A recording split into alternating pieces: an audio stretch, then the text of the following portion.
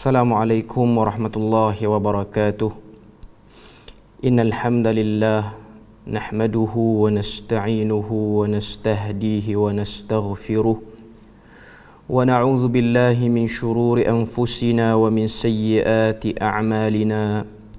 Man yahdihillahu fala mudilla lahu wa man yudlil fala hadiya lahu. Asyhadu an la ilaha illallah wahdahu la syarika lahu وأشهد أن محمدا عبده ورسوله يا أيها الذين آمنوا اتقوا الله وقولوا قولا سديدا يصلح لكم أعمالكم ويغفر لكم ذنوبكم ومن يطع الله ورسوله فقد فاز فوزا عظيما. الحمد لله الذي بنعمته تتم الصالحات. ربنا آتنا من لدنك رحمة وهيئ لنا من أمرنا رشدا. اللهم آت نفسي تقواها وزكها وأنت خير من زكاها أنت وليها ومولاها. Alhamdulillah, syukur pada Allah Subhanahu wa taala kerana dengan rahmat dan juga limpah kurnia dapat sekali lagi kita menyambung pertemuan kita dalam kuliah atas talian ataupun kuliah online yang dijalankan oleh Jabatan Mufti Negeri Perlis. Dan insya-Allah pada slot kuliah duha yang kedua ni kita akan membahas sambungan daripada kitab Talbis Iblis karangan Al-Imam Ibnul Jauzi rahimahullahu taala, yang mana insya-Allah pada perkongsian ini kita akan sambung daripada perbahasan masih lagi pada bab yang ke-8, iaitu bab berkaitan dengan talbisuhu alaihim fi luzumi ma la yalzam, ataupun talbis iblis dalam berpegang teguh terhadap sesuatu yang tidak diwajibkan. Dalam bab ni insya-Allah penulis Al-Imam Ibnul Jauzi dia akan bahaskan kepada kita tentang perihal keadaan golongan zuhad ataupun golongan yang zuhud, golongan yang suka beribadah, abid, tapi mereka ini qillatul ilm, iaitu mereka ni ada kekurangan dari segi ilmu dan pengetahuan. Apa gerak kerja ataupun apa yang akan dilakukan oleh iblis dan syaitan untuk menjauhkan mereka daripada agama yang sebenar ataupun syariat yang sebenar. Pada perbahasan kali ini kata Al-Imam Ibnu Jauzi rahimahullahu taala, talbisuhu alaihim fi luzumi ma la yalzam. Talbis iblis dalam perkara ataupun urusan berpegang teguh terhadap perkara yang tidak diwajibkan. Iaitu sebahagian daripada golongan zuhad, mereka menekankan pada urusan ataupun perkara yang kita sebut sebagai nafilah, tapi mereka mengenepikan perkara yang disebut sebagai fardu ataupun al-faraid. Dan selain pada itu mereka juga menekankan isu-isu yang berkaitan dengan luaran, tanpa mereka menghiraukan tentang syariat ataupun perkara yang sebenar dalam syariat itu sendiri. Kita tengok apa yang disebutkan oleh penulis. Wa min haula'i qaumun law su'ila ahaduhum an yalbasa al-layyina min thawbihi ma fa'al li alla yatawakkasa jahuhu fi zuhdi.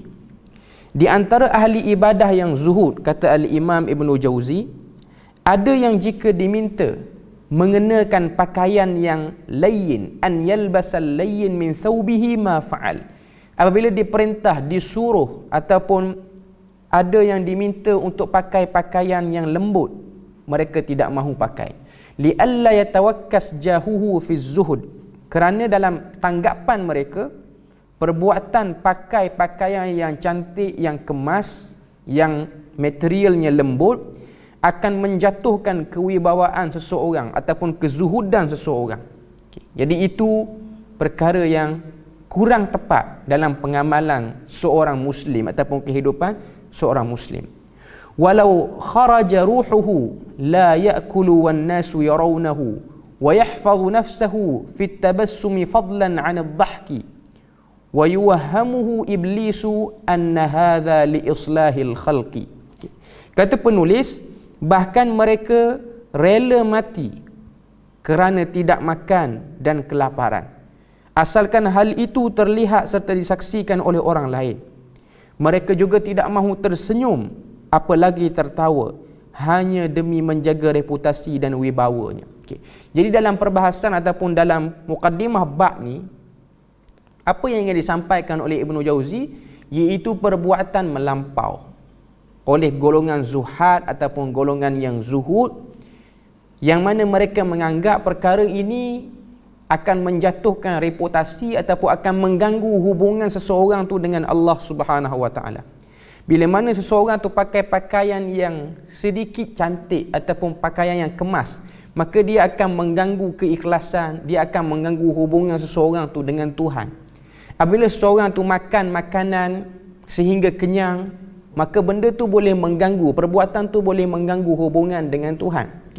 Bahkan kalau kita tengok dalam perbuatan Nabi dan juga para sahabat, kalau kita baca kitab yang ditulis oleh Al-Imam At-Tirmizi, iaitu kitab yang bertajuk Syama'ilun Nabi ataupun Syama'il Muhammadiyah, dalam bab pakaian, Nabi pakai pakaian yang cantik. Nabi pakai pakaian yang dihadiahkan daripada Parsi, pakaian orang Parsi. Maknanya Nabi pakai pakaian yang kemas, Nabi pakai pakaian yang sedap mata memandang. Bahkan Nabi lah orang yang paling kuat dan yang paling teguh hubungannya dengan Tuhan. Maknanya kita boleh lihat Nabi sendiri pakai pakaian kemas. Nabi tidak meninggalkan perbuatan tersebut, sebab itu bukanlah perkara yang utama untuk mendekatkan diri kepada Tuhan. Dan Nabi juga makan makanan yang enak ataupun makanan yang sedap. Dalam hadis ataupun dalam kitab tersebut, iaitu kitab Syama'ilun Nabi, ditunjukkan Nabi ni suka makan bahagian tertentu daripada daging kambing, bahagian yang sedap, bahagian yang enak dimakan. Nabi juga suka makan makanan yang namanya tharid, dan makanan tu juga antara makanan yang agak mewah sedikit bagi masyarakat Arab pada waktu tu. Bukan atas nama zuhud, atas nama tidak mahu menunjukkan kita ni orang yang leka ataupun orang yang lalai. Kita tak sentuh, kita tinggalkan perkara tu. Bahkan itu termasuk daripada perkara yang melampau. Bahkan Ibnu Jauzi sebut kepada kita, ini juga termasuk daripada talbis iblis, sehingga kita tinggalkan perkara tersebut. Wa innama huwa riya'un yahfazu bihi qanunan namus fatarahu mutaqti'ar ra'si alaihi atharul huzni fa idza khala ra'aitahu laysa syaraya.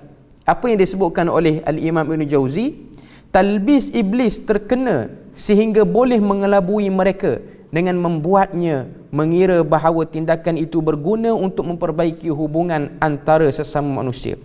Padahal semuanya ataupun padahal sebenarnya semua itu ditunjukkan kerana riak semata-mata, mengingat tindakan tersebut sudah menjadi aturan baku untuk meraih sebuah kehormatan. Jadi dalam apa yang disebutkan oleh Ibnu Jauzi, dia sebut orang yang macam ni, orang yang tinggalkan pakaian yang kemas, lebih suka pakaian ataupun lebih suka pakai pakaian yang kusut, makan makanan yang dibuang orang, makan makanan yang sisa orang. Mereka duk rasa benda tu ialah benda yang baik bagi mereka. Tapi kata Al-Imam Ibnu Jauzi, bahkan itulah riak yang telah dikelabui ataupun disamarkan oleh syaitan. Mereka buat benda tu supaya orang kata inilah orang zuhud, inilah contoh orang yang merendah diri. Tapi sebenarnya mereka buat untuk orang kata perbuatan tersebut ataupun diorang tu jadi orang zuhud. Buat tu tujuan dia nak suruh orang kata dan orang panggil inilah orang-orang zuhud. Jadi itu adalah termasuk daripada talbis iblis. Wa qad kana salafu yadfa'una anhum kullama yujibul isyarata ilaihim wa yahrubuna minal makan alladhi yusharu ilaihim fihi. Di situlah kita akan melihat orang-orang akan selalu mengangguk-anggukkan kepalanya dan menampakkan tanda kesedihan, namun tak kala dia sedang menyendiri, tidak berada di hadapan orang lain, anda dapat melihatnya begitu buas dan liar. Perbuatan di atas amat kontras ataupun amat berlawanan jika dikaitkan dengan para salaf yang senantiasa menghindari segala sesuatu dan menjauhi tempat yang diduga kuat akan membuat mereka menjadi pusat perhatian orang banyak. Okay. Jadi apa yang disebutkan oleh penulis, disebut sini waqad kana as-salafu yadfa'una anhum kullama yujibu al-isharata ilaihim wa yahrubuna min al-makan alladhi yusharu ilaihim fihi. Sesungguhnya golongan salaf yang sebenar-benar salaf, iaitu golongan para sahabat, tabi'in dan tabi'ut tabi'in, macam mana dia orang jaga kezuhudan ataupun macam mana dia orang cuba gambarkan kezuhudan dalam wajah yang sebenar, iaitu mereka menjauhi orang-orang yang cuba untuk memuji mereka. Mereka menjauhi perbuatan tersebut, tapi mereka tidaklah meninggalkan makan ataupun minum perkara yang mubah ataupun perkara yang dibenarkan. Okay. Jadi itu benda yang kita kena jelas. Perbuatan golongan yang melampau dalam bab ni bukanlah termasuk daripada perbuatan yang benar. Okay. Al-Imam Ibn Jauzi dia datangkan kepada kita kisah. Qala Yusufu bin Asbat kharajtu min sabaji rajila. Yusuf bin Asbat bercerita, aku pergi meninggalkan Sabaj. Sabaj ni ialah nama tempat, nama salah satu tempat, dengan cara berjalan kaki dan memanggul bekalku di pundak ataupun di belakang. Okay. Hatta ataitu al-misaysah, hatta ataitu al-misaysata wa jirabi ala unuqi. Aku berjalan daripada Sabaj, berjalan kaki, dan aku bawa bekal di atas belakang aku sehingga sampai di Misisah ataupun Misaysah. Sampai saja aku di sana, faqama dha bin hanutihi yusallim alaih. Sampainya aku di sana, keluarlah seseorang dari kedai untuk mengucapkan salam kepadaku. Fatarahtu jirabi wa dakhaltul masjida usalli raka'atain fa ahdiqu bi. Kata Yusuf bin Asbat, sampainya aku di sana, keluarlah seseorang daripada kedai lalu mengucapkan salam kepadaku. Kemudian ada orang lain yang turut mengucapkan salam kepadaku. Setelah tiba di masjid, aku pun meletakkan barang bekalanku dan masuk ke dalam masjid untuk salat 2 rakaat. Orang-orang memperhatikan dan menatapku dengan tajam. Lalu muncullah seorang lelaki di hadapanku. Aku tergumam di dalam hati, seberapa lama hatiku dapat bertahan dari keadaan ini. Maka aku segera mengambil barang bawaanku lalu kembali ke Sabaj dengan cucuran keringat dan kesusahan peribadi. Sungguh aku tidak sempat mengoreksi ataupun membaiki hatiku selama 2 tahun. Okay. Jadi dalam kisah yang dibawa oleh Al-Imam Ibn Jauzi rahimahullahu ta'ala, iaitu kisah seorang tokoh namanya Yusuf bin Asbat. Yusuf bin Asbat. Dia telah melakukan permusafiran ataupun perjalanan daripada satu tempat nama dia Sabaj ke satu tempat nama dia Misaysah ataupun Misisah, seperti mana riwayat menyebutkan. Dia seorang tokoh yang hebat. Yusuf bin Asbat ni adalah tokoh yang hebat. Bila mana dia sampai di Al-Misaysah, tempat, nama tempat ni, sampai di tempat ni, dia letakkan barang bekalan dia, lalu dia dapati orang ramai sapa dia. Orang duk beri salam pada dia. Orang yang jual pun beri salam pada dia, dan orang-orang yang lalu lalang pun duk beri salam pada dia. Sehinggalah dia berhenti di satu masjid dan dia letakkan barang bekalan dia, dia masuk masjid, dia salat 2 rakaat. Maka pada waktu tu ramai orang duk tengok dia. Maknanya cerita kehebatan dia, keilmuan dia telah pun tersebar di kawasan tersebut. Wattala'a rajulun fi wajhi, maka datanglah satu orang lelaki duduk depan aku. Faqultu fi nafsi kam baqa'un qalbi ala hadha, maka aku kata dalam hati aku, berapa lama aku boleh bertahan dengan keadaan ni. Okay. Cerita ni nak beritahu pada kita macam mana nak mengelak ataupun nak buang. Nak buang, orang kata apa? Perasaan-perasaan yang buruk. Antara perasaan buruk yang kena pada Yusuf bin Asbat ni ialah rasa seronok bila mana orang kagum ataupun orang mengagumi kita. Okay. Jadi apa yang dia buat? Fa akhadhtu jirabi wa raja'tu bi'araqi wa 'ana'i ila Sabaj. Aku duk tengok orang sini suka duk duk angkat aku ataupun duk hormat aku melebih. Maknanya ada kemungkinan perbuatan orang ni ataupun orang-orang sini dia boleh angkat aku lebih. Dia boleh jadi taksub pada diri aku.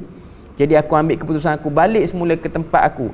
Fama raja'tu ila qalbi sanatain atau sintain. Maka aku balik ke kampung aku tak boleh buang perasaan tu. Hampir 2 tahun aku tak boleh buang. Okay. Jadi kita boleh tengok daripada kisah ni, apa dia yang dia nak sebut sini? Cara golongan terdahulu nak buang perasaan ujub pada diri sendiri. Okay. Kita nak buang perasaan ujub bukanlah dengan kita pakai pakaian buruk, pakaian berbau. Kita pakai pakaian kusuk masai. Kita makan makanan daripada tong sampah. Nak bagi nampak kita macam real orang gila. Atas nama kezuhudan. Kita melazimi perkara tu. Itu bukan kaedah yang betul. Okay. Tapi kita tengok apa yang dilakukan oleh Yusuf bin Asbat sini. Apa yang dia buat? Bila mana dia tengok orang duk ujub, orang duk angkat dia, dia datang rasa ujub dalam diri dia pada waktu tu, dia tinggalkan tempat tu.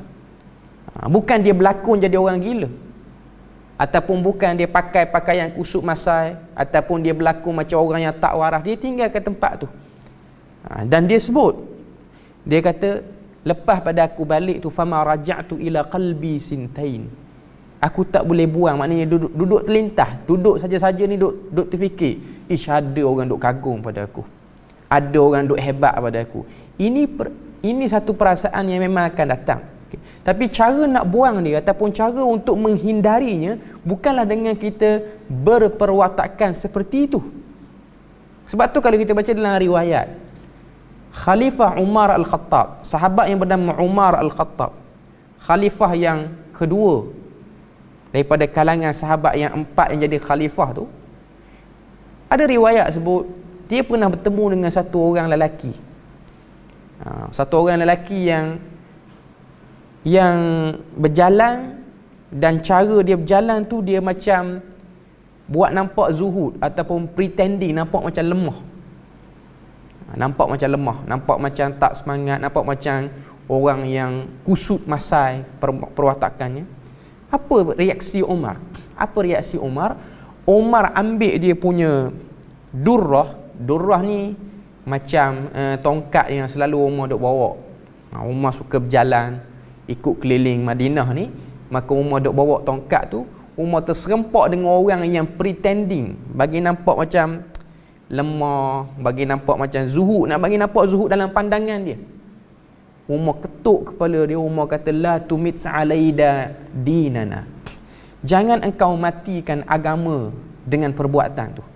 Jangan engkau jadikan agama tu disalah ertikan dengan perbuatan kamu. Maknanya orang tengok, oh orang beragama ni memang kena macam ni. Orang beragama ni tak boleh semak-semak, orang beragama ni tak boleh berperwatakan kemas, kena berperwatakan mesti kusuk masai, orang agama mestilah orang yang paling tidak berprotokol. Itu bukan cara yang betul. Itu bukan tingkatan untuk pergi ke arah zuhud yang baik. Okay. Cuma nak beritahu kepada kita perbuatan golongan zuhad, sebab dia orang tak ada ilmu, dia orang duk sangka itulah cara nak jaga diri supaya kita tak kena benda tersebut, supaya tidak berlaku pada diri kita ni, tak kena pada diri kita ni ujub, takabur, riak. Kita duk buat benda tu. Kata Ibnu Jauzi, bahkan duk buat benda tu lah riak sebenarnya. Duk buat benda tu, duk pakai baju buruk, duk makan makanan daripada tempat yang kotor. Orang yang macam ni dia buat nak suruh orang kata dia paling zuhud, itu riak. Itulah riak yang jelas sebenarnya. Okay. Seterusnya kata Al-Imam Ibnu Jauzi, wa minaz zuhadi man yalbasul thawb al-mukharraqa la yukhituhu. Di antara golongan-golongan zuhad, mereka suka pakai baju daripada pakaian yang sudah koyak ataupun robek. Wala yukhituhu, dan bila mana dah koyak tu dia orang tak jahit balik. Dia orang biarkan koyak macam tu je. Wa yatruku islaha imamatihi, dan mereka itu tidak merapikan serban ikatan di kepala mereka. Wa tasriha lihyatihi, dan mereka tidak luruskan ataupun tidak rapikan janggut. Liyara annahu ma indahu minad dunya khair, supaya perbuatan tersebut menyebabkan diorang ni tidak ada hasrat terhadap perkara-perkara dunia. Maknanya tak mau bagi nampak orang cinta dunia, perbuatan seperti ini. Kata Al-Imam Ibn Jauzi, wa hadha min abwabir riya, sesungguhnya ketahuilah ini daripada pintu riya. Fa in kana sadiqan fi i'radihi min aghradihi, sekiranya mereka itu benar, sekiranya mereka itu ingin melakukan perkara yang bersangkutan dengan meninggalkan dunia, mereka tidak perlu buat perkara-perkara seperti itu. Kama qila li Dawud At-Tai, seperti mana telah ditanya kepada seorang tokoh yang bernama Dawud At-Tai, ala tusarrihu lihyatak, tidakkah kamu menyisir janggutmu? Maka jawab, faqala inni anha lamashghulun falya'lam annahu salaka ghairal jadah. Kata Al-Imam Ibn Jauzi, orang mai tanya pada Dawud At-Tai. Dawud At-Tai inilah seorang tokoh sufi. Dia kata, tidakkah kamu sisir ataupun sikat janggut kamu? Dia pun jawab, aku sibuk dengan aktiviti lain ataupun dengan urusan lain sehingga aku tidak sempat menguruskannya. Maka kata Al-Imam Ibn Jauzi, falya'lam, ketahuilah kamu, annahu, sesungguhnya Dawud At-Tai itu salaka ghairal jadah, dia telah melalui jalan yang menyimpang, bukan jalan yang betul. Idh laysat hadhihi tariqat ar-rasul sallallahu alaihi wasallam, ketahuilah sesungguhnya itu bukan jalan Nabi. Nabi tidak buat dengan kaedah macam tu. Wala ashabihi, dan sahabat Nabi pun tak buat macam tu.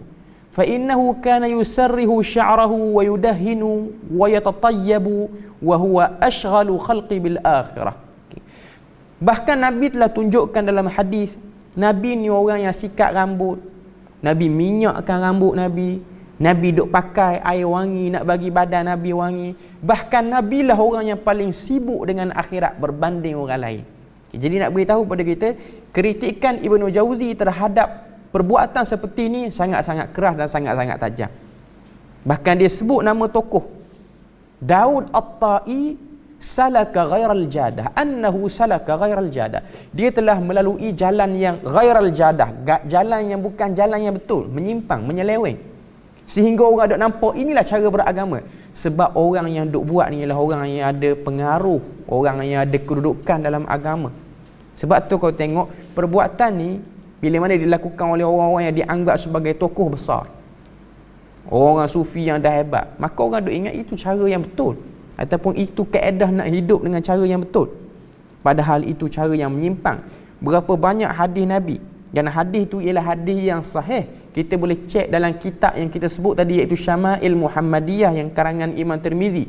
Tunjuk pada kita Nabi ni sikat rambut, Nabi sikat rambut macam mana, Nabi pakai baju warna apa, Nabi kemaskan rambut Nabi, janggut Nabi. Ini semua berlaku pada diri Nabi, dalam keadaan Nabi orang yang paling kuat ingatannya terhadap akhirat. Maka jangan kita sangka apa yang kita buat tu betul. Kita duk ikut golongan-golongan tertentu yang mereka ni duk tinggal dunia, pakai baju yang berbau, pakai pakaian yang tak kemas apa semua, tujuan dia nak ikut ataupun nak tinggalkan dunia. Itu bukan cara yang betul, bahkan itu cara yang disebut sebagai ghairal jadah, iaitu cara yang sangat menyeleweng dan menyimpang. Selain pada tu, Al-Imam Ibn Jauzi dia bawa pada kita hadis-hadis yang menunjukkan bukan hanya Nabi yang buat benda ni, juga para sahabat yang buat benda ni. Wa kana Abu Bakrin wa Umar radhiyallahu anhuma yakhdibani bil hanna'i wal katam. Sesungguhnya Abu Bakar dan Umar, mereka pernah mewarna rambut mereka dengan inai dan katam. Katam ni ialah sejenis warna yang digunakan oleh orang Arab, warna daripada tanaman ataupun tumbuhan, untuk apa? Untuk bagi hitamkan rambut. Wa huma akhwafus sahabati wa azhaduhum, kata Ibnu Jauzi, dan dua orang ni, Abu Bakar dan Umar, paling takut kepada azab Allah dan paling zuhud terhadap dunia. Ini kaedah ataupun benda yang kita kena tahu. Faman idda'a ratbatan tuzidu 'ala sunnati wa af'alil akabir lam yultafat ilaihi. Maka siapa pun yang mendakwa satu tingkatan yang melebihi sunnah atau dan amalan orang-orang besar umat ini, tidak perlu dipedulikan. Jangan kita pedulikan. Maknanya kalau orang kata cara nak bagi kita ni hilang zuhud ialah dengan kita minta orang ludah kat muka kita, pergi kat pasar bawa barang, minta orang ludah ataupun pakai pakaian. Ini semua benda-benda yang kita sebut sebagai rekaan. dan agama kita tidak ajar untuk kita dapat zuhud kita jatuhkan maruah kita sampai kepada tahap tu. Seterusnya kata Al-Imam Ibn Jauzi, wa min az-zuhadi man yalzimu as-samt ad-daim. Di antara perangai golongan zuhud ni, mereka juga ada satu sikap as-samt ad-daim, diam berterusan, tak nak bercakap langsung. Wa yanfaridu an mukhalatati ahlihi, dan mereka menyendiri, tidak mahu bersama hatta dengan ahli keluarga mereka sendiri. Fayu'zihim biqubhi akhlaqihi, dan mereka telah mengganggu ataupun menyakiti dengan akhlak buruk tu sebenarnya. Wa ziyadati inkibadihi, dan mereka itu telah menambahkan sikap buruk dan tertutup ini. Wa yansa qaulan Nabi sallallahu alaihi wasallam, sehingga mereka terlupa pesan Nabi ataupun hadis yang Nabi sebut, inna li ahlika alayka haqqun, sesungguhnya keluarga kamu pun mempunyai hak yang wajib atas diri kamu. Antara perangai golongan sufi ni, diam hatta dalam perkara yang tak perlu diam, iaitu duduk rumah bercakap, bergurau dengan isteri dan anak-anak, itu perkara yang perlu dilakukan dan itu perkara yang dituntut. Tapi atas nama nak jaga diri, tak mahu cakap benda-benda yang lara ataupun benda yang lalai, hatta kepada ahli keluarga sendiri pun tak mahu bercakap. Wa qad kana Rasulullah sallallahu alaihi wasallam, ketahuilah Rasulullah pun yamzah, dia juga ada bab yang disebut sebagai gurauan. Fayula'ibul atfal, Nabi juga bermain bergurau dengan anak-anak kecil. Wa yuhaddithu azwajahu, Nabi juga bersembang dengan isteri Nabi. Bahkan kalau kita tengok dalam hadis, Nabi pernah bersembang dengan Aisyah radhiyallahu anha sehingga sampai rapat ke subuh. Dalam hadis yang terkenal namanya hadis Ummu Zara', hadis yang panjang. Maknanya Aisyah ni dia dengar cerita Ummu Zara', balik tu cerita pada Nabi. Ummu Zara' ni lah seorang perempuan, hikayat orang Madinah lah, cerita orang Madinah. Dia ni kahwin dengan ramai orang. Ada kahwin dengan orang baik, kahwin dengan orang jahat, dapat mertua baik, dapat mertua kurang baik, kahwin dengan orang kaya, kahwin dengan orang miskin. Cuma Nabi tu layan. Wasabaqa Aisyah, dan Nabi juga pernah berlumba lari dengan Aisyah radhiyallahu anha ila ghairi dhalika min al-akhlaqil latifah, dan seterusnya daripada akhlak-akhlak yang baik. Maknanya Nabi ni bukan jenis orang yang diam, tak bergaul, tak bercakap hatta dalam rumah. Fa hadzal mutazahhidul ja'ilu zawjatahu kal ayyim wa waladuhu kal yatim linfiradihi anhu. Dan golongan-golongan yang mendakwa diri zuhud ni telah menjadikan isteri mereka ni macam janda, macam tak ada suami. Anak-anak mereka ni macam anak yatim, macam anak yang tidak ada ayah. Walaupun ayah ada, walaupun suami ada dalam rumah. Dengan sebab sangkaan mereka diam banyak itu lebih baik daripada bercakap. Okay. Li'annahu yara anna dhalika yashghaluhu 'anil akhirah. Kerana mereka ini duk rasa kalau duk buat benda tu menjauhkan kita daripada fikir akhirat. Wala yadri liqillati ilmihi, dan mereka tidak mengetahui dengan sebab sikitnya ilmu mereka, annal imbisata ilal ahli minal auni alal akhirah, sesungguhnya kita bersederhana, bergaul dengan ahli keluarga kita juga ialah perkara yang membantu kita untuk dapat pahala di akhirat. Dalam hadis yang sahih kata Al-Imam Ibn Jauzi, anna Nabi sallallahu alaihi wasallam qala li Jabir, Nabi pernah bersabda kepada Jabir, Nabi kata, halla tazawwajta bikran tula'ibuha wa tula'ibuk. Hadis yang diriwayatkan oleh Al-Imam Al-Bukhari dan juga Imam Muslim. Jabir, Nabi pernah bagi tahu pada dia, Jabir baru selesai kahwin dalam hadis ni, cuma dia kahwin dengan janda. Nabi kata, halla tazawwajta bikran, kenapa kamu tak kahwin dengan orang dara ataupun gadis yang dara? Tula'ibuha, dengan sebab kamu kahwin tu, kamu boleh bermain dengannya dan dia boleh bergurau dengan kamu. Maknanya lebih seronok kahwin dengan orang yang sama umur dengan kita. Itu Nabi sebut cadangan, bukan kata hadis ni wajib. Cuma nak tunjuk pada kita bahawasanya sifat kemanusiaan tu, dia bukan hanyalah duduk dalam rumah diam, bukan. Dia kena ada juga bab-bab gurauan, bab-bab yang berkait tentang kata apa, bersosial, bermasyarakat. Dan itu juga antara perkara yang dituntut dalam agama kita.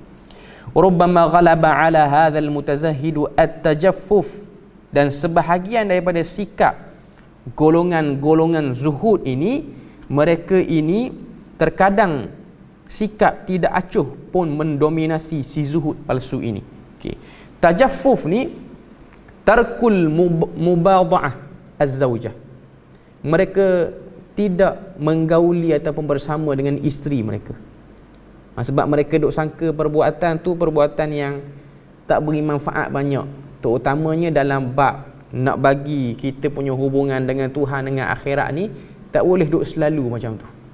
Tajaffuf maknanya dia orang ni bersikap gersang, bosan lah. Maknanya dia orang ni orang-orang yang bosan, cakap tak banyak. Wa min zuhadi man yara amaluhu fayu'jibuhu. Dan sebahagian golongan-golongan sufi duk sangka perbuatan ni ialah perbuatan yang disebut sebagai amal soleh, dan mereka duk rasa hebat kalau boleh buat macam ni. Iaitu kalau kahwin tak sentiasa bersama dengan isteri, tak kahwin lagi baik, dan macam-macam lah. Okay. Dan dia orang sendiri pun guna dalil-dalil yang kalau kita tengok agak kuat lah pada zaman kita ni, sehingga orang boleh tertipu. Kalau bab tak kahwin ni duk jaja nama Imam An-Nawawi. Imam Nawawi tak sempat kahwin, duk jaja nama-nama tokoh-tokoh yang tak kahwin. Tapi kalau tengok perkara ni ataupun isu ni telah dibahas ataupun telah dijawab oleh Dr. Abdul Fattah Abu Ghuddah, Syekh Abdul Fattah Abu Ghuddah. Dia ada tulis satu buku nama dia Ulama'ul Uzzab alladzina atharu 'alal ilmi fi tuli hayatihim, iaitu ulama-ulama yang membujangkan diri kerana sibuk dengan ilmu sepanjang hayat mereka. Apa sebab? Apa perkara yang menyebabkan dia orang tu tak kahwin? Imam An-Nawawi walaupun dia tak kahwin, dia telah menghasilkan karya-karya yang hebat. Maknanya dia tak kahwin tu kerana kesibukan dia. Kalau dia kahwin menyebabkan dia tak dapat menunaikan hak. Sebab kita kena tahu, kahwin ni dia hukum berbeza mengikut setiap individu. Kahwin ni bukan wajib dalam semua keadaan. Ada orang wajib kahwin, ada orang sunat kahwin, ada orang haram kahwin, iaitu orang yang tak boleh tunai hak, dan kemungkinan kalau dia kahwin dia menzalimi pasangannya, yang ni haram kahwin, walaupun hukum asal kahwin tu ialah satu benda yang dituntut sunnah Nabi. Okay. Jadi Syekh Abdul Fattah Abu Ghuddah dia sebut benda tu. Dan kalau kita tengok Imam An-Nawawi walaupun dia tak kahwin, dia bahas bab nikah dalam kitab Majmu' Syarah Muhazzab, syarah kepada Matan Al-Muhazzab karangan Asy-Syirazi. Dia bahas bab kahwin macam orang kahwin 4 walaupun dia tak kahwin. Okay. Jadi ini benda yang kita kena tahu. Walaupun dia tak kahwin, dia ada sebab. Kita golongan zuhud yang duk rasa nak zuhudkan diri ni, tak kahwin, apa yang kita buat? Tulis kitab pun tak ada apa yang kita buat, melainkan apa yang kita buat tu jadi fitnah pula pada agama. Jadi itu bukan perkara yang sepatutnya berlaku. Okey.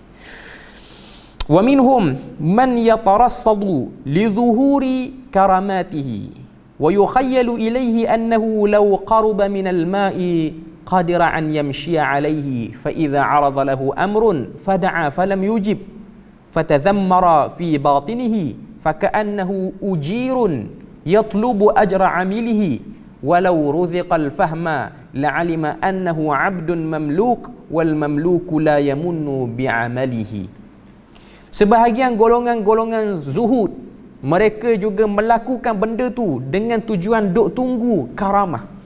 Ada sebahagian orang zuhud ni mereka duk buat macam tu, duk tunggu, duduk pakai pakaian kusut, duduk orang kata apa, duduk makan makanan ni sisa orang. Tujuan dia apa? Duk buat benda ni yatarassadu li zuhuri karamatihi. Tunggu kalau duk buat macam ni dapat karamah. Pakai pakaian yang tak semenggah mana. Lepas tu makan makanan sisa orang ni, kalau duk buat macam ni selalu, kita akan dapat karamah yang pelik-pelik. Dan mereka ni yukhayyal, selalu duk khayal, annahu law qaruba minal ma'i qadira an yamshi alaih. Kalau kita duk dekat dengan air, kita mesti boleh berjalan atas air. Duk tunggu benda ni. Dan benda ni memang ada pun dalam sebahagian golongan sufi pun memang duk ada. Duk buat macam ni tujuan dia kalau pergi dekat lagi, Allah Ta'ala akan beri karamah. Dan kalau dia orang tak dapat, fa idza arada lahu amrun fada'a falam yujib. Kalau mereka ni selalu duk minta pada Tuhan, tu ya Allah, maknanya dia orang ni duk berdoa, aku ni tak pakai baju cantik, menjauh pada orang, tak bercakap banyak, makan sisa orang, berilah pada aku satu kelebihan. Duk doa pada Tuhan tu. Falam yujib, lalu tak dapat. Fatadhammara fi batni, lalu mereka protes dalam batin mereka. Dalaman mereka tu tak puas hati pada Tuhan. Faka'annahu ajirun yatlubu ajra amalihi, seperti mana orang yang bekerja tak dibayar gaji. Marah. Walau ruziqal fahma, kata Imam Ibn Jauzi, jikalau mereka tu direzekikan dengan kefahaman, la'alimahu annahu abdun mamluk, dia akan sedar diri bahawasanya kita ini ialah hamba Tuhan, dan seorang hamba tak layak nak minta lebih daripada Tuhan dia. Walaupun dia kerja rajin, status dia hamba. Hamba ni kerja rajin tara mana pun, dia tak akan dibayar gaji. Cuma dia akan diberilah belas kasihan ihsan daripada Tuhan dia tu. Okay. Jadi itu benda ataupun kefahaman yang berlaku, ataupun kesilapan yang berlaku dalam golongan-golongan sufi ataupun golongan zuhad, sehingga mereka duk buat benda tu, dan mereka duk sangka kalau duk buat benda ni Allah Ta'ala akan beri benda ni, dan kalau tak dapat, mereka jadi orang yang memberontak daripada dalaman, daripada batin mereka duk memberontak. Okay. Jadi itu perkara yang disebutkan oleh Al-Imam Ibn Jauzi rahimahullahu ta'ala. Wa min talbisi iblis ala qaumi min az-zuhad alladhi dakhala alaihim fihi min qillati al-ilm wa hu innahum ya'maluna biwaqa'i'atihim la yaltafituna ila qawl al-faqih. Okay. Antara perkara ataupun antara benda yang berlaku kepada golongan-golongan sufi ni juga, mereka golongan-golongan zuhad ni ialah mereka dakhala alaihim fihi min qillati ilmi, iaitu mereka ni meremehkan ataupun mencela ulama. Ini juga perkara yang disebutkan oleh golongan Ibn Jauzi rahimahullahu taala. Antara penyakit golongan sufi ataupun golongan zuhad ni, golongan ahli ibadah ni, bila mana orang duk cerita macam kita sekarang ni, slot kita ni duk cerita dah, duk cerita tentang tak kena kat mana orang yang melampau ni. Okay. Bila mana cerita ni dibawa kepada orang yang duk buat perangai ni, iaitu dia orang ni menyendiri, dia orang ni pakai pakaian yang kusut masai apa semua. Jadi adalah orang-orang yang dengar benda ni tak betul, bawa kepada dia orang ni. Okay.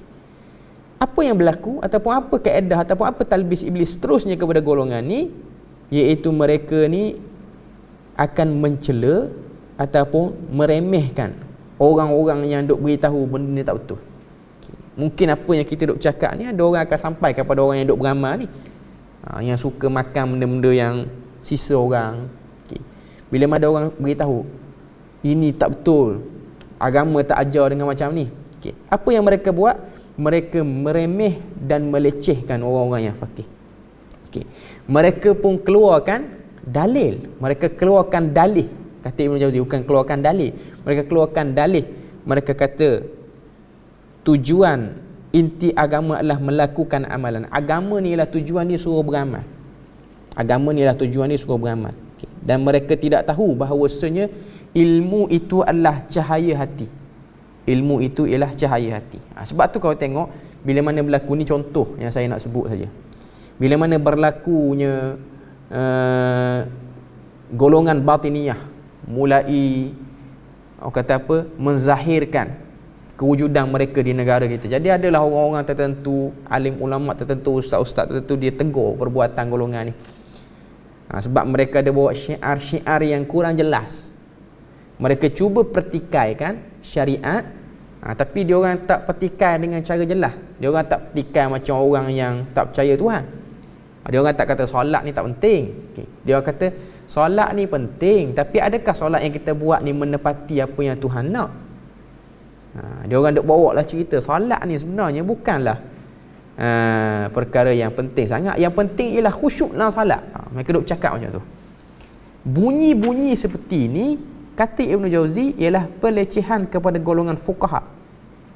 Dia orang duk meleceh ataupun dia orang duk remehkan orang-orang faqih. Dia orang bagi nampak yang duk cakap takbiratul ihram, rukun sembahyang, syarat sah ni orang-orang fiqh je, orang-orang fiqh yang bukan faham sangat, bukan tahu sangat esen inti solat tu, hakikat solat tu. Yang kita duk buat, yang kita duk nak sangat ni ialah inti solat tu. Kita bukan nak sangat kepada kepada benda-benda tu. Kita bukan nak peduli. Lepas tu dia buatlah macam-macam bidalan ataupun macam orang kata apa, perumpamaan. Okay. Bila mana kita makan satu hidangan, contoh kita makan bihun sup, kita bukan nak care sangat ataupun kita bukan nak peduli sangat bihun tu buatan siapa, sayur ni siapa tanam. Kita yang pedulinya lah bihun sup tu rasa dia sedap ke tak. Dia buat dia buat perumpamaan macam tu, kita dengar pun nampak macam hebat, kita pun nak dengar macam terkejut. Betul.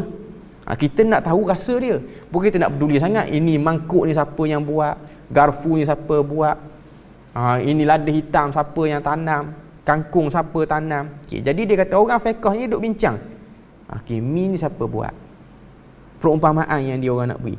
Ini juga antara masalah yang berlaku ataupun hakikat yang berlaku. Bila mana adanya golongan seperti ni, dia orang cuba kata kita duk buat inti agama. Inti agama. Okay. Agama ni dia suruh kita apa? Dia suruh kita tundukkan diri. Jadi kita duk buat ni satu benda yang menundukkan diri. Dan perbuatan pakai baju kemas-kemas tu melazimkan orang tu rasa diri dia hebat. Dia sebut macam tu. Dia sebut lagu tu, maka sebahagian kita mungkin duk rasa betul juga evidence ataupun apa argument yang dia orang lontarkan tu. Okay. Tapi ketahuilah, mereka semua melakukan satu benda yang sangat-sangat terpesong. Sangat-sangat terpesong dan sangat-sangat jauh daripada apa yang ditunjukkan oleh Nabi sallallahu alaihi wasallam tu sendiri. Okay. Jadi kata Ibnu Jauzi, la yafhamuna anna al-ilma nurul qalb. Mereka tidak faham ilmu itu ialah cahaya hati. Walau arafu martabatul ulama fi hifdz syariah, kalaulah mereka tahu kedudukan para ulama yang duk jaga syariat ni, wa annaha martabatul anbiya, sesungguhnya kedudukan orang yang duk jaga syariat ni ialah kedudukan seperti mana para nabi. Okay. Kata Ibnu Jauzi, ulama-ulama fiqh ni dia macam kedudukan para nabi daripada kalangan Bani Israel. Ada satu hadis yang Nabi sebut, fal ulama warasatul anbiya. Ulama ni seperti mana pewaris nabi. Maksudnya ulama yang duk jaga syariat, ulama fiqh ke, tafsir ke, usul fiqh ke apa, inilah ulama yang duk jaga kesucian dan kehormatan agama. Li'adu anfusakum kalbukmi 'indal fusaha. Kata Ibnu Jauzi rahimahullahu taala, kedudukan para ulama ini kalau kita nak analogikan ialah seperti orang yang membungkam, menganalogikan diri sendiri sebagai orang bisu di hadapan orang fasih, atau seorang buta di hadapan seorang yang dapat melihat. Perumpamaan yang disebut oleh Ibnu Jauzi sini, orang-orang zuhud ni dia macam orang yang tak pandai bercakap duduk depan orang fasih. Orang yang buta duduk depan orang yang tunjuk jalan. Jadi satu benda yang sangat-sangat tidak setara. Sebab tu dalam Quran sebut, qul hal yastawil ladzina ya'lamuna wal ladzina la ya'lamun. Katakanlah, adakah sama orang yang mengetahui dan orang yang tak mengetahui. Ini kalau kita tengok dalam kaedah tafsir dia sebut sebagai istifham, kata tanya. Kata tanya yang Tuhan timbulkan, istifham yang i'tirad, iaitu yang berlawanan. Jelas dah berlawanan pun. Tanya pada kita, orang buta dengan orang celek sama ke? Tak perlu belajar jauh-jauh pun nak tahu perbezaan tu. Tak perlu belajar luar negara pun untuk jawab soalan tu. Okay. Tapi bukan itu yang Tuhan nak kita dapat daripada ayat tu.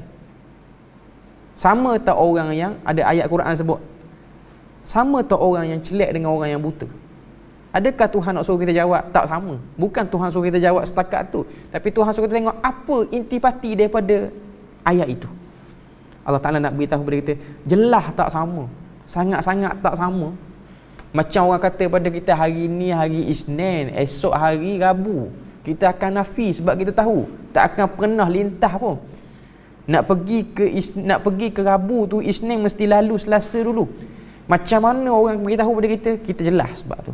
Okay. Jadi orang yang alim ataupun orang yang faqih, dia akan nampak di mana celaru dan tak kenanya golongan ni.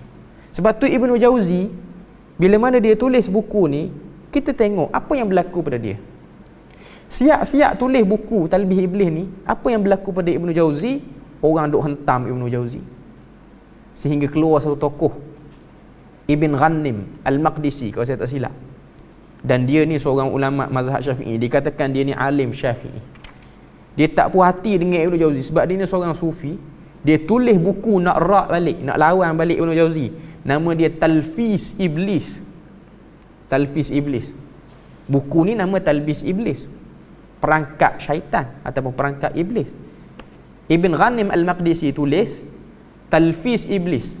Gagalnya iblis dalam kata apa? Menyamarkan golongan sufi. Maknanya dia nak defend. Buku tu ialah nak defend golongan sufi. Tapi kalau kita tengok para ulama duduk buat kajian, buku tu tak ada nilai sikit pun nak banding dengan Talbis Iblis. Dan jelas kita tengok di akhir zaman ni pun Allah Ta'ala kekalkan buku Talbis Iblis. Talbis Iblis hilang, tak tahu pergi ke mana buku tu. Cuma ada catatan-catatan yang bersifat umum je lah terhadap tu. Dan benda tu pun disebut dalam muqaddimah kitab kita ni. Okay. Jadi kata Al-Imam Ibn Jauzi rahimahullahu ta'ala, sungguhnya para ulama itu dapat berjalan seorang diri tanpa seorang pengikut pun. Jadi sekarang ni dia nak bela para ulama lah, nak beritahu kepada kita kedudukan ulama tu sangat tinggi. Dan dia datang ke satu hadis yang diriwayatkan daripada Sahal bin Sa'ad As-Sa'idi, anna Nabiy sallallahu alaihi wasallam qala li Ali bin Abi Talib.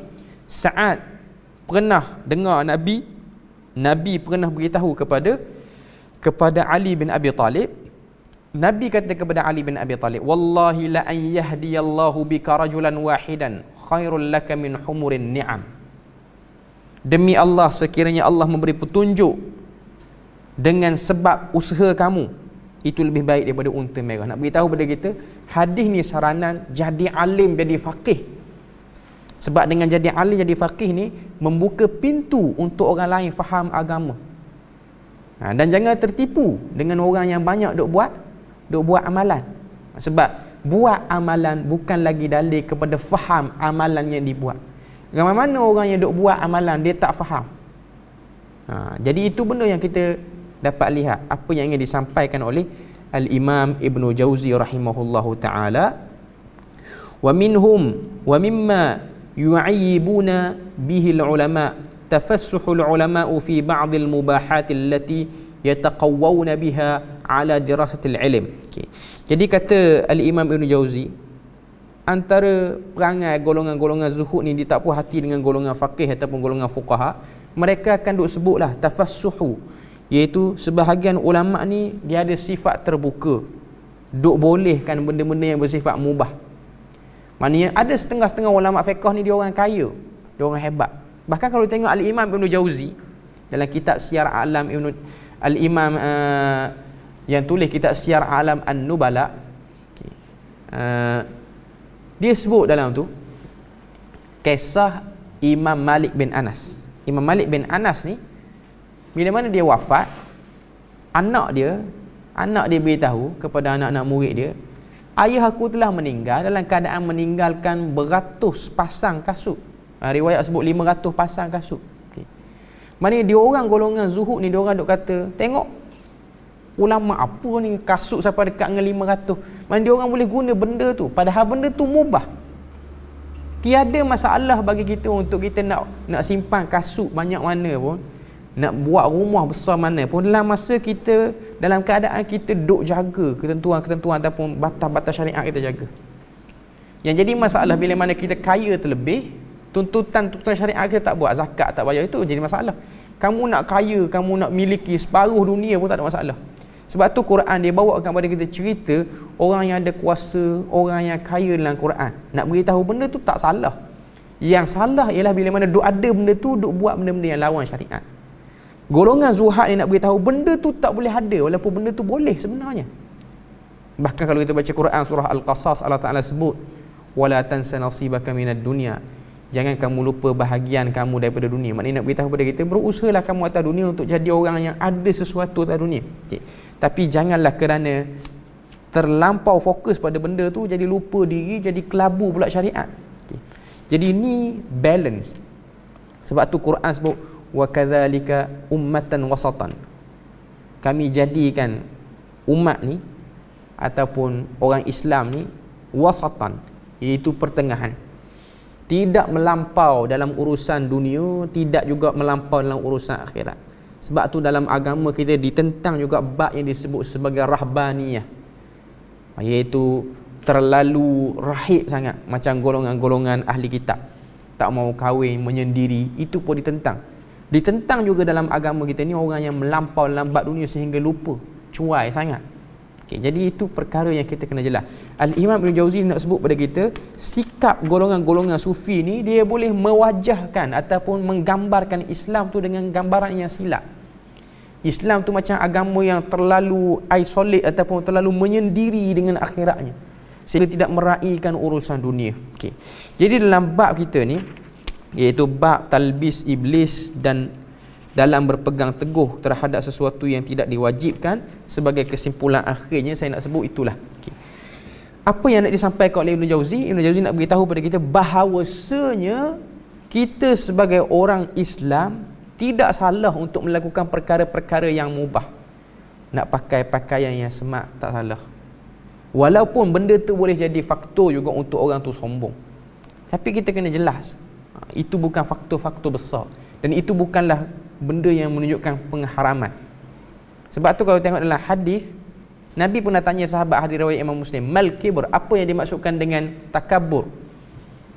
Jawab sahabat, an yakuna rajulun thawbuhu hasanah wa na'luhu hasanah, iaitu seorang lelaki yang pakai pakaian baik, kasut yang baik, ataupun pakaian yang mahal, kasut yang mahal. Nabi kata, innallaha jamilun wa yuhibbul jamal, bahkan Allah Ta'ala itu cintakan kecantikan, kekemasan, dan Allah Ta'ala itu ialah Tuhan yang cantik. Lalu Nabi pun beritahu definisi takabur apa dia. Definisi takabur ialah batarul haq wa ghamtin nas, tolak kebenaran, remehkan orang. Yang mana mungkin dua perkara ni duk ada dalam orang yang duk buat amalan yang nak tolak zuhud ni. Bila mana kita tegur, jangan buat macam tu, jangan duk pakai baju buruk, dia tak terima teguran kita. Lebih dahsyat lagi, dia burukkan orang yang tegur, dia kata inilah perangai orang-orang fiqh, tahu apa dia. Okay. Ini antara benda-benda yang kita boleh tengok daripada hadis Nabi. Nabi tak ajar umat dia jadi orang yang terlampau sangat tutup, dan Nabi juga tidak ajar umat dia untuk jadi terbuka sangat sehingga boleh semua benda boleh. Semua benda kena raikan. Ada bab-bab, ada orang kata apa, batasan-batasan yang perlu diraikan juga oleh kita. Jadi semua benda tu dia akan balik kepada ilmu. Qillatul ilm, kurangnya ilmu, maka kuranglah faham. Bila ada ilmu, ada kefahaman, maka orang tu akan berjalan di atas kefahaman yang sahih. Sebab tu kita tengok para sahabat Nabi, wafat Nabi, dia orang tak gelong, dia orang tak lari jauh, tak menyimpang.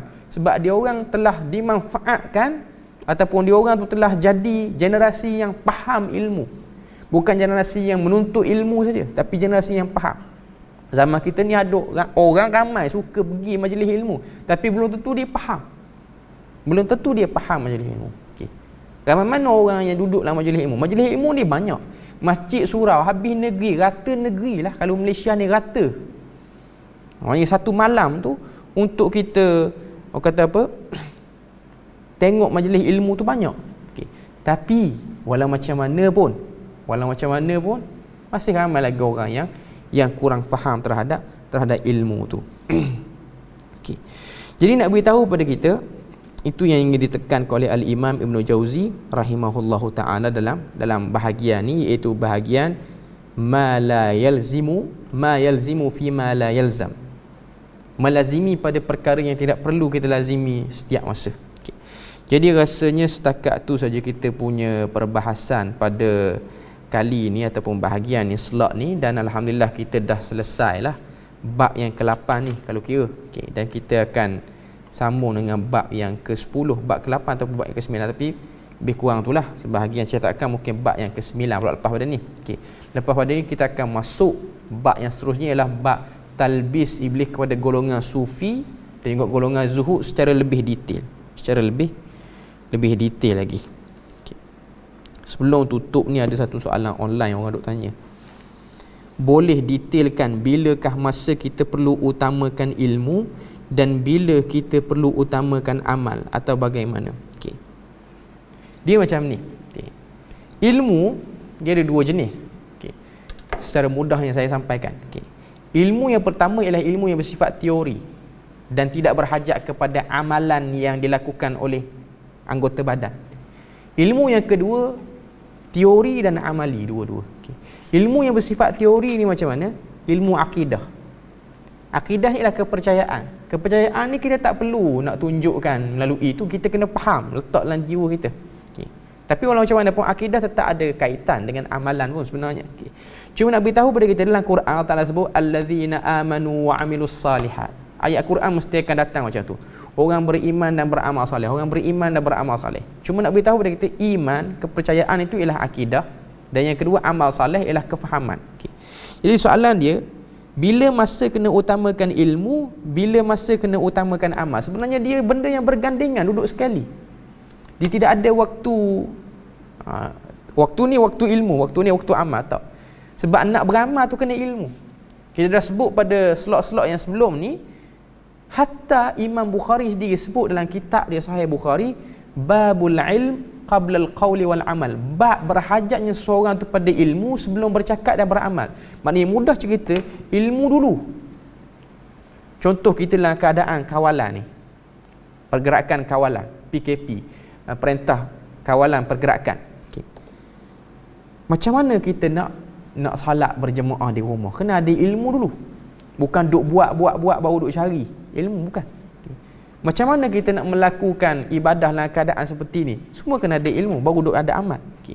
Dia nak beritahu pada kita, dia minta soalan tu detailkan, bila masa perlu utama ilmu. Memang kena utama ilmu dulu dalam semua keadaan pun. Bersin pun Nabi ajar apa bacaan bersin. Maknanya kena ada ilmu. Bukan pakai bersin ikut dan kita. Tambah pula musim COVID-19 ni, bersin bukan ikut dan. Kalau kita baca kitab Bulughul Maram, Nabi ajar kita bersin tutup mulut. Lepas tu baca doa-doa sekian. Sebelum duk ada garis panduan daripada Kementerian Kesihatan, Nabi duk cerita 1400 tahun dulu dah.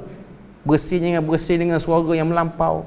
Jangan bersin dalam keadaan yang kata pun mendedahkan semburan tu pada orang lain. Maknanya aspek-aspek keselamatan tu dah ada di peringkat awal lagi.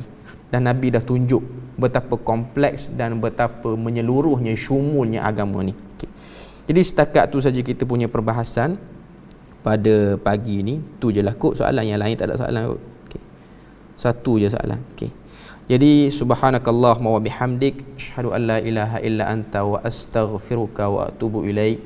Wassalamualaikum warahmatullahi wabarakatuh.